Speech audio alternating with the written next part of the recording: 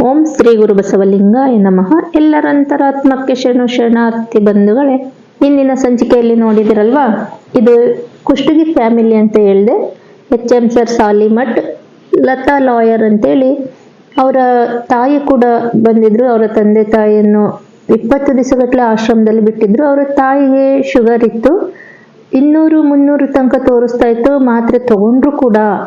ಆದರೆ ಇಲ್ಲಿ ಬಂದ ಮೇಲೆ ಆಹಾರ ಪದ್ಧತಿಯಿಂದ ಅವರು ಇವತ್ತು 3 ತಿಂಗಳಾಯ್ತು ಔಷಧ ಮಾತ್ರೆ ಇಲ್ಲದಂಗೆ ಬದುಕ್ತಾ ಇದ್ದಾರೆ. ಶುಗರು ನಾರ್ಮಲ್ಲೇ ಇದೆ.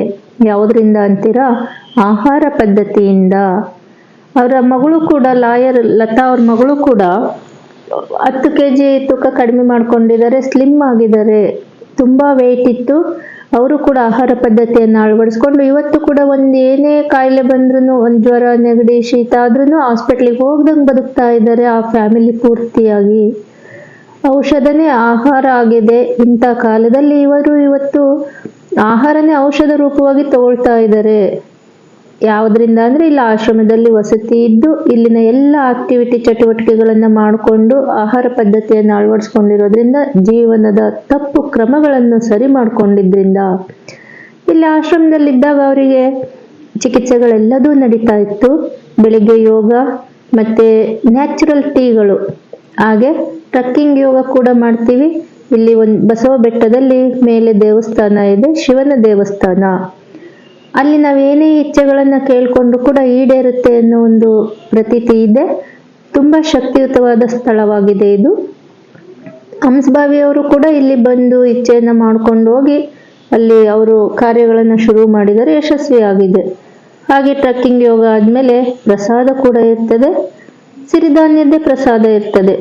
ಹಾಗೆ ಪೃಥ್ವಿ ಚಿಕಿತ್ಸೆ ಅಂದ್ರೆ ಮಡ್ ಬಾತ್ ಕೂಡ ಎಲ್ಲರೂ ಮಾಡಿಸ್ಕೊಂಡ್ರು. ಫ್ಯಾಮಿಲಿ ಪೂರ್ತಿ ಮಡ್ ಬಾತ್, ಮಸಾಜ್, ಹಾಗೆ ಶರೀರ ಶುದ್ಧೀಕರಣ ಕೂಡ ಮಾಡ್ಕೊಂಡ್ರು. ಇವರು ಒಬ್ರು ಲಾಯರ್ ಮಗ, ತುಂಬಾ ವೇಟ್ ಇದ್ರು, 98 kg ಇದ್ರು. ಗಗನ್ದೀಪ್ ಅಂತೇಳಿ ಅವರು ಕೂಡ ಈಗ 10 kg ಕಡಿಮೆ ಆಗಿದ್ದಾರೆ. ತುಂಬಾ ಲಾಭವನ್ನ ಪಡ್ಕೊಂಡು ಹೋಗಿದ್ದಾರೆ ಇಲ್ಲಿ ಬಂದು ಇದ್ದಿದ್ದಕ್ಕೆ. ನೀವು ಕೂಡ ಬಂದು ಜೀವನದ ತಪ್ಪು ಕ್ರಮಗಳನ್ನು ಸರಿ ಮಾಡಿಸಿಕೊಂಡು ಆರೋಗ್ಯವಾಗಿರಿ ಅಂತ ಹೇಳಕ್ ಇಷ್ಟಪಡ್ತೀನಿ. ಶರೀರ ಶುದ್ಧೀಕರಣ, ಗಾಡಿಯನ್ನ ಹೇಗೆ ಓರಾಯಿಲ್ ಮಾಡಿಸ್ತೀರಲ್ವಾ, ಅದೇ ರೀತಿ ಬಾಡಿ ಕೂಡ ಓರಾಯಿಲ್ ಆಗ್ತಾ ಇದೆ ಇವರಿಗೆ. ಶರೀರ ಶುದ್ಧೀಕರಣ ಮಾಡಿಸ್ಕೊಂಡ್ವಿ ಅಂದ್ರೆ 1 ವರ್ಷ ನಿಮಗೆ ಗ್ಯಾಸ್ಟ್ರಿಕ್ ಸಮಸ್ಯೆ ಬರೋದಿಲ್ಲ. ಯಾವುದರಿಂದ ಅಂದ್ರೆ, ಹಾಗೆ ಮುಂದೆ ಆಹಾರವನ್ನ ಅಳವಡಿಸ್ಕೊಳ್ಳೋದ್ರಿಂದ. ಶರೀರ ಶುದ್ಧೀಕರಣ ಆದ್ಮೇಲೆ ಇಲ್ಲಿ ಒಂದು ಕುಟೀರ ಇದೆ, ಗದ್ದಿಗೆ ಇದೆ. ಆ ಗದ್ದಿಗೆಗೆ ಸಂಕಲ್ಪ ಪೂಜೆ ಅಂತೇಳಿ ಮಾಡಿಸ್ತೀವಿ. ಅಲ್ಲಿ ಕೂಡ ನಾವು ಏನನ್ನ ಮನದಲ್ಲಿ ಅಂದ್ಕೊಂಡು ಇಚ್ಛೆ ಮಾಡಿಕೊಂಡ್ರೆ ಪುಷ್ಪವನ್ನ ಸಮರ್ಪಣೆ ಮಾಡೋದಿರ್ತತಿ. ಆ ರೀತಿ ನಾವು ಹೇಳ್ಕೊಟ್ಟಂಗೆ ಪುಷ್ಪ ಅರ್ಚನೆ ಮಾಡ್ತಾ ಹೋದಾಗ ನಾವು ಅಂದ್ಕೊಂಡಂತ ಇಚ್ಛೆಗಳು ಈಡೇರ್ತವೆ. ಆ ಶಕ್ತಿ ಕೂಡ ಇಲ್ಲಿದೆ. ಇದು ಸತ್ಯವಾಗಿ ನಡೆದಿರುವಂತ ಘಟನೆಗಳು. ತುಂಬಾ ಜನ ಇಲ್ಲಿ ಬಂದು ಹೋದ್ಮೇಲೆ ನಮಗೆ ಒಳ್ಳೇದಾಯ್ತು ಅಂತ ಹೇಳ್ತಾರೆ. ಹಾಗಾಗಿ ಸಂಕಲ್ಪ ಪೂಜೆ ಪ್ರತಿಯೊಬ್ಬರಿಗೂ ಮಾಡಿಸ್ತಾ ಹೋಗ್ತೀವಿ. ಇಲ್ಲಿ ಪೂರ್ತಿಯಾಗಿ ವಿಡಿಯೋ ನೋಡ್ತಾ ಹೋಗಿ. ದಂಪತಿಗಳು ಹೇಳ್ತಾರೆ ಅವರ ಅನಿಸಿಕೆಗಳನ್ನ. ಹಾಗೆ ಆಟಗಳು ತುಂಬಾ ಚೆನ್ನಾಗಿದೆ, ತಪ್ಪದೆ ಪೂರ್ತಿ ವಿಡಿಯೋ ನೋಡ್ತಾ ಹೋಗಿ.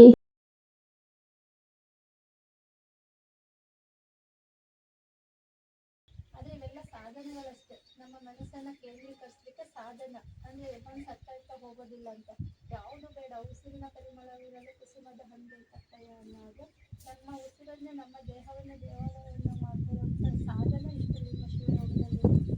ಶಿವಯೋಗದಲ್ಲಿ ಎಲ್ಲವೂ ಇದೆ. ಅಷ್ಟಾಂಗ ಯೋಗದಲ್ಲಿ ನಿಯಮಗಳು ಹೇಗೋ ಹಾಗೆ ಇಲ್ಲಿ ಅಷ್ಟಾವರಣ ಗುರುಲಿಂಗ, ಜಂಗಮ, ವಿಭೂತಿ, ರುದ್ರಾಕ್ಷಿ, ಪಾದೋದಕ, ಪ್ರಸಾದ, ಮಂತ್ರ. ಹಾಗೆ ಅಷ್ಟಮ ಪುಷ್ಪವನ್ನು ಸಮರ್ಪಣೆ ಮಾಡೋದು ಯಾವುದರ ಸಂಕೇತ? ಪುಷ್ಪಾರ್ಚನೆ ಮಾಡ್ತಾರಲ್ವ, ಸಮರ್ಪಣೆನ ಏನು ಹೋಮ ಸುಡಿಸ್ತಾರಲ್ವ, ಒಂದೊಂದು ಮಂತ್ರ ಹೇಳಿ ಹಾಕಿಸ್ತಾರಲ್ವ, ಇದು ಶರಣ ಧರ್ಮದಲ್ಲಿ, ಶರಣ ಸಂಸ್ಕೃತಿಯ ಪ್ರಕಾರ ಅಷ್ಟ ಗುಣಗಳನ್ನ ಅಳಿತಾ ಅವನಿಗೆ ಸಮರ್ಪಿಸ್ಬೇಕು ನಾವು.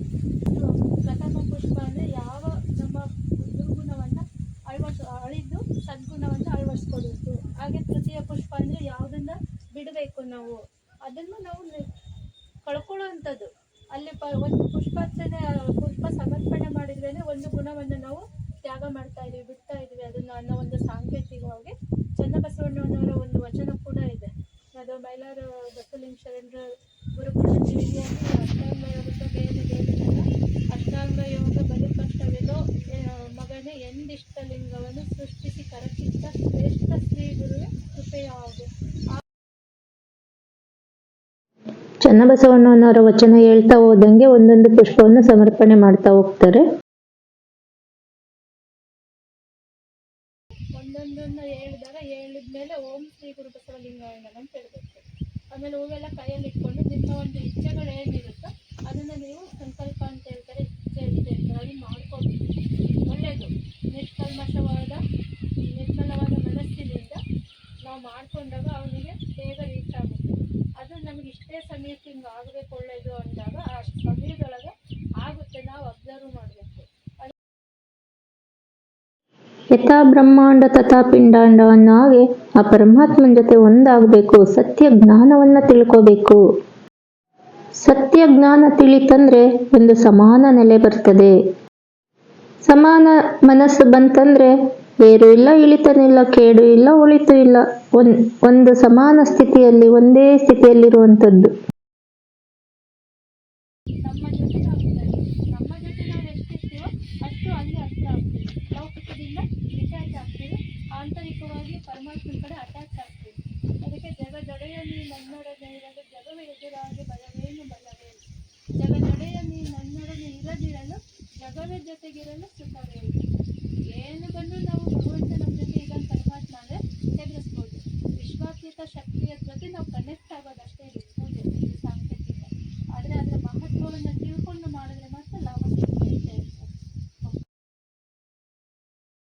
ನೋಡಿ ಬಂಧುಗಳೇ, ಯಾವುದೇ ಕಾಯಕ ಮಾಡಿ ಅದರ ಪೂರ್ಣ ಮಾಹಿತಿಯನ್ನು ತಿಳ್ಕೊಂಡು ಮಾಡಿದಾಗ ಯಶಸ್ಸು ಸಿಗ್ತದೆ. ಹಾಗೆ ಕೂಡ ಶಿವಯೋಗನೂ ಕೂಡ ಲಿಂಗ ಒಂದು ಸಾಧನ ಅಂತ ತಿಳ್ಕೊಂಡು ಸುಮ್ಮನೆ ನೇಮಕಾವಸ್ಥೆಗೆ ಪೂಜೆ ಮಾಡಿಕೊಂಡ್ರೆ ಅದ್ರ ಫಲ ಏನೂ ದೊರೆಯೋದಿಲ್ಲ. ಅದರ ಮಹತ್ವನ ತಿಳ್ಕೊಂಡು ಆಳವಾಗಿ ಅಧ್ಯಯನ ಮಾಡಿಕೊಂಡು ಅದರಲ್ಲಿ ತಲ್ಲೀನರಾಗಿ ಮಾಡಿಕೊಂಡಾಗ ಮಾತ್ರ ಶಿವಯೋಗದ ಫಲ ಸಿಗುತ್ತದೆ.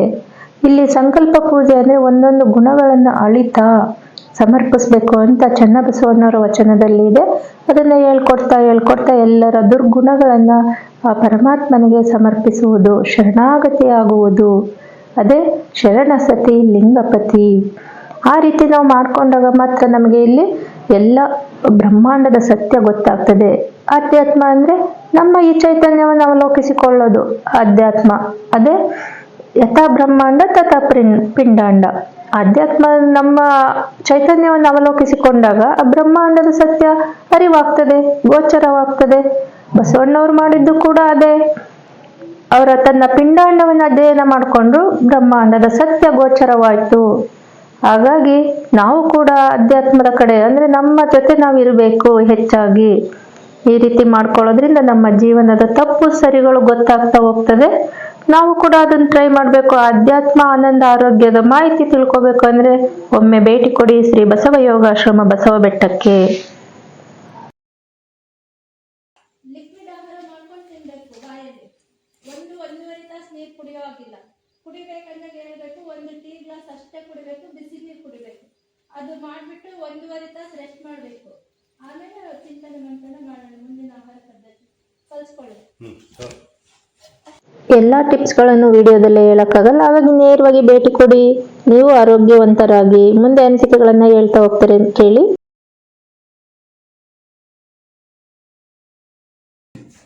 Very good. ಸಮೀಪ ಅದರ ಸಮೀಪತ್ರಿ ಮತ್ತೆ ಅಡಿಗೆ ಬರ್ತದೆ.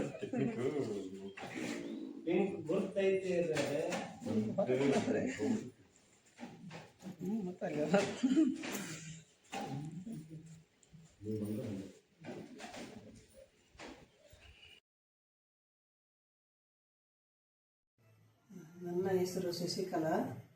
ನನಗೆ 70 ವರ್ಷ. ಮಗಳು ಮನೆಗೆ ಹೋಗಿದ್ವಿ. ಅಲ್ಲಿಂದ ಕಪ್ಪತ್ಗುಡ್ಡಕ್ಕೆ ಕೊಯ್ದುಬಿಟ್ರು. ಶುಗರು, BP, ಮಂಡಿ ನೋವು, ಬ್ಯಾಕ್ ಪೇನು ಇಷ್ಟು ಇದ್ವು. ಊರಿಂದ ಊರಿಗೆ ಹೋದ್ರೆ ಸುಸ್ತಾಗ್ಬಿಡೋದು ಭಾಳ.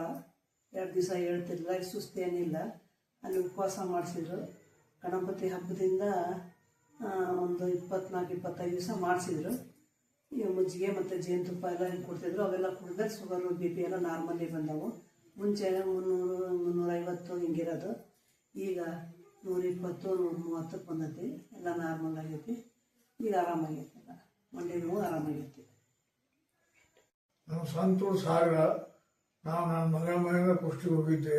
ನನಗೆ 83 ವರ್ಷ. ನನಗೀಗ ಅಲ್ಲಿ ಕುಷ್ಟಿಯಾಗಿರ್ಬೇಕಾದ್ರೆ ನಾನು ಬೆಂಗಳೂರು ನನ್ನ ಮಗ ಅಲ್ಲೇ ಕಪ್ಪತ್ತೂರ್ಗೆ ಹೋಗಿ ಅಲ್ಲೇ ಜನ ನೋಡ್ತಾರೆ ಅಂತ ಹೇಳಿದರು.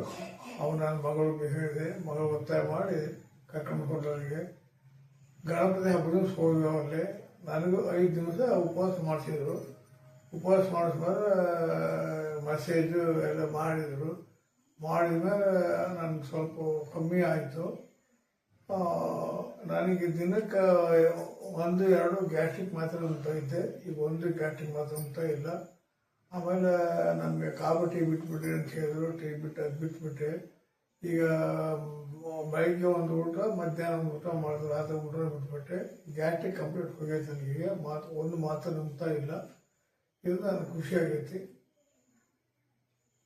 ಮಾತು ಹೇಳಿದಂಗೆ ನಾವು ಊಟದ ನಿಂತ್ಕೊಂಡಿದ್ದೆ. ಹೇಳಿ ಬರ್ತೀನಿ ಯಾಕೋ